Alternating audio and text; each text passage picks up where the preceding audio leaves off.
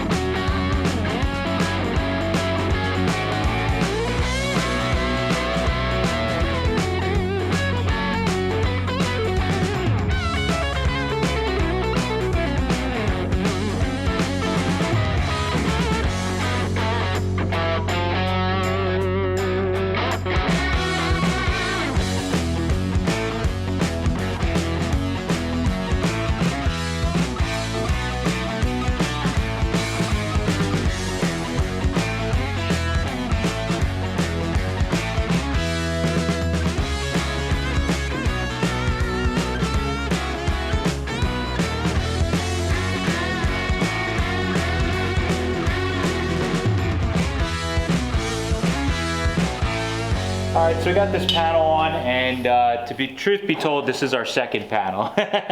So first one, I got a little too aggressive with wheeling and what we were doing, and it was hard. We had this problem we're having here, but it was quicker to just start over. So we had the panel going in the right direction. We're trying to get the edges to start laying down how we want. The shape is getting to where we want it. We want a little more shape in the center, but we need to address these edges, and I didn't do that last time, and they started getting a little crazy, and that caused a problem. So what we found was, when we were pulling everything tight, this back corner, or the center of the panel in the back there was popping up when we were keeping the corner down where we wanted it. So we just worked that a little bit with the shrinker, and that pulled it tight and actually made it lay nice, and this edge isn't like sticking way up in the air because it was extra material was pushing it around there. So now we're still having a little bit of that same problem, but if you look, when I hold this panel down on these edges, we're having the same thing right here in the center here. It's high right there, and it's just on the very, very edge. So again, I think if we shrink just along the edge right here, that will pull that down, and it will also naturally make this corner go down. And that's what we kind of have to do all the way around. Luckily, the front edge here isn't too bad, but the back corners was where we were really having some problems before. And I think, if we just adjust these edges a little bit, we can get it going in the right direction again. And then we can go back to raising or stretching the center back up some to give it a little more shape. So I'm gonna mark this area right here, and we're gonna be using the Eastwood deep shrinker stretcher, the foot operated one, this is where it is fantastic to have that tool, because two of us to hold the panel, and we'll have to reach my foot underneath there, and we'll get it going. So we're gonna do this first, then we're gonna put it back on, check it. I see a spot over right there, where Steve's at, that I think we're gonna have to do the same thing, but it's not as bad. So once we get this corner kind of rolling in, we'll work our way around and go back there, and then we'll have it laying good, and then we can start doing more wheeling.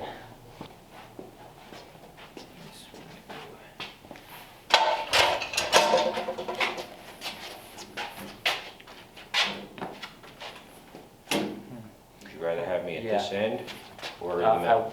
At the middle, and I'm going to go in the back, because then we can. Oh, gotcha. I can we'll see. So let's go all the way. There it is. Okay. Let me try.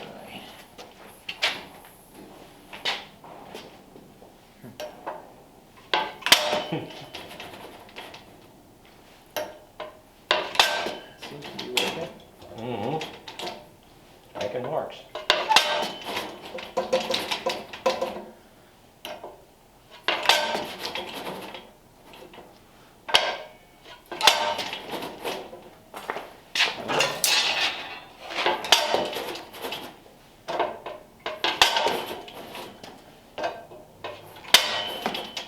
One of the bigger panels I've used on the shrink. Alright, let's try that. Yep. Arms are getting tired. Uh-huh. Yeah. This way. Oh yeah, I can already see right there. Oh, look at that. corner. Laying in real nice. Yep. And this corner started to drop down. Yep. This is nice and flat. That's what we were missing last time. We were was unsure. But we still got a little bit of something. Yeah, it looks like maybe do the front and it'll pull that front corner down then hopefully. If you come further up that side. Yeah. Yeah, if we hold it down. Yeah, it looks like this whole edge needs a little bit of shrinking. Because it's up from here all the way to there. Yep. And if I hold it there, right there, just hold it low.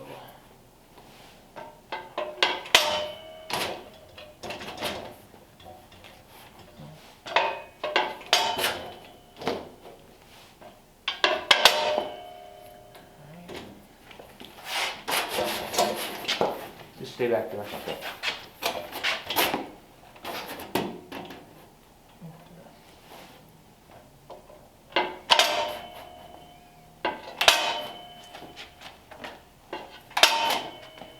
Barely hitting it. Just a little at a time. Yeah. Seems to be all it really needed. Yeah, it doesn't take much to. Okay.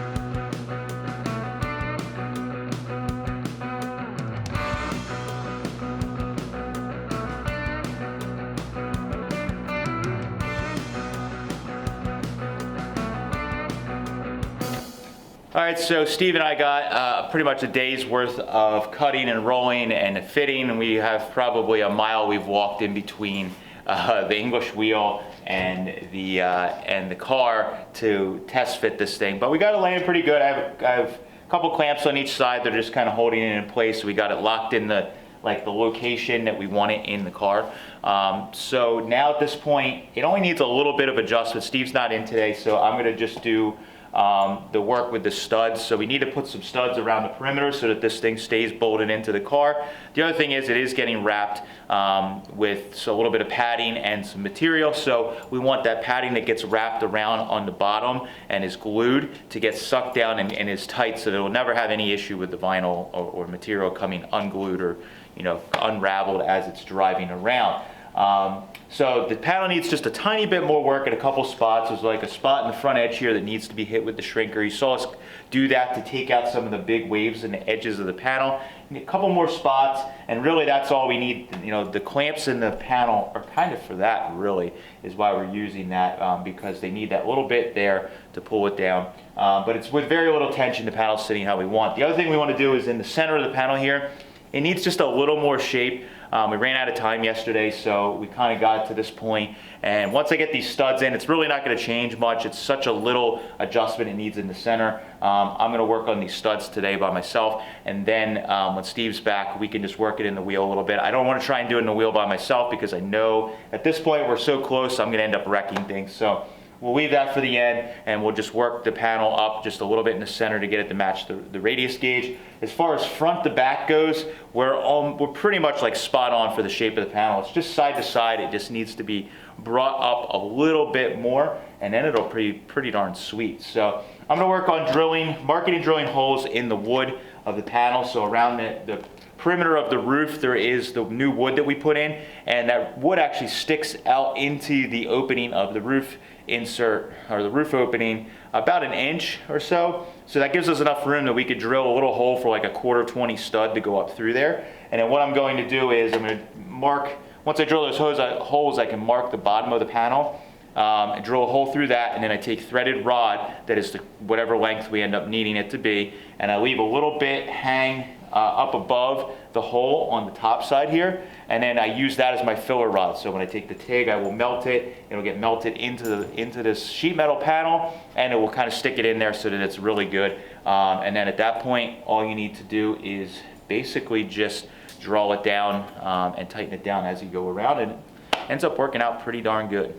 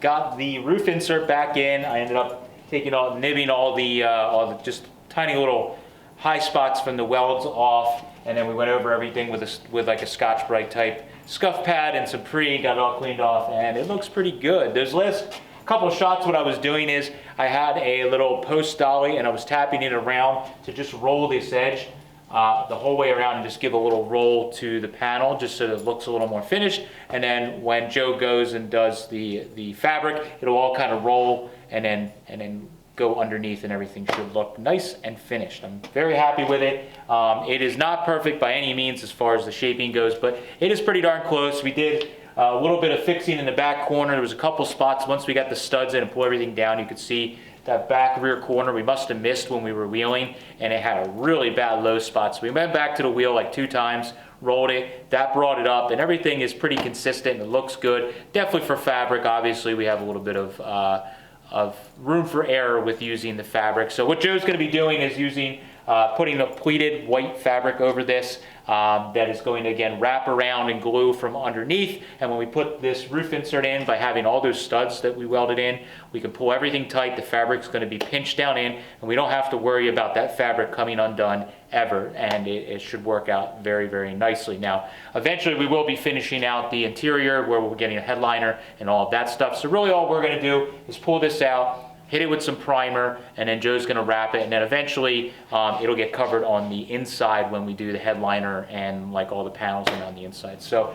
this is another big step to making the Schroll Coupe a more complete car. We're getting to the point where it's probably finished out a little bit better than it ever was, but I think it makes the car just all flow together, and it's going to be really, really cool. So thank you guys for following along. Hopefully this gave you a couple ideas if you are doing an early hot rod and you want to make a panel to fill your roof in. This is a way that I've done a couple of them now, and it turns out pretty darn good. Thanks guys, catch you later.